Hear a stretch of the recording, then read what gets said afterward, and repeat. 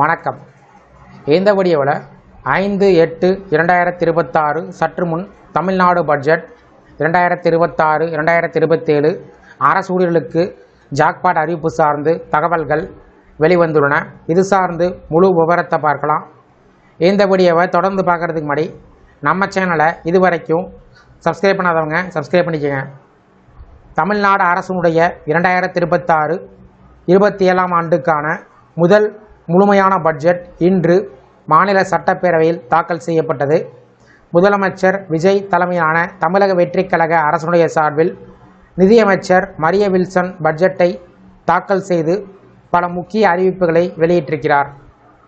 Budget உரையில் வெற்றி தமிழகம் என்ற தொலைநோக்கு திட்டத்தின் மூலம் 2036 ஆண்டுக்குள் தமிழ்நாட்டை $1.5 டிரில்லியன் பொருளாதாரமாக மாற்றுவதே அரசுடைய இலக்கு என்று அறிவிக்கப்பட்டது.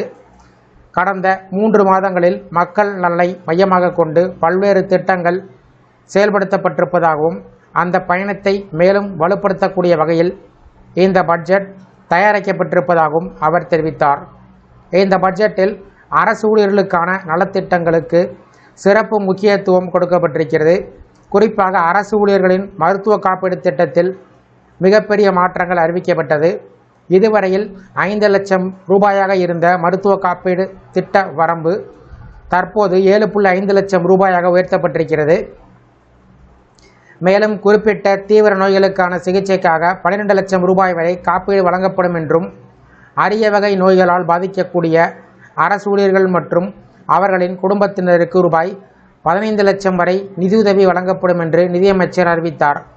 இந்த மேம்படுத்தப்பட்ட மருத்துவ காப்பீடு திட்டத்தை செயல்படுத்துவதற்காக அரசு 838 கோடி ரூபாய் நிதி ஒதுக்கீடு செய்திருக்கிறது. இந்த அறிவிப்பு அரசு ஊழியர்கள் மற்றும் அவர்களது குடும்பத்தினருக்கு மருத்துவ செலவுகளால் ஏற்படக்கூடிய பொருளாதார சுமையை குறைக்கும் முக்கிய நடவடிக்கையாக பார்க்கப்படுகிறது. அதிக செலவாகும் சிகிச்சைகள் மற்றும் அரிய நோய்களுக்காக மருத்துவ உதவியை அரசு நேரடியாக அறிவித்திருப்பது சமூக பாதுகாப்பை வலுப்படுத்தக்கூடிய முயற்சியாக கருதப்படுகிறது. அரசு ஊழியர்களின் நலனை முன்னிறுத்தும் இந்த அறிவிப்பு பட்ஜெட்டின் முக்கிய அம்சத்தில் ஒன்றாக கவனம் பெற்றிருக்கிறது.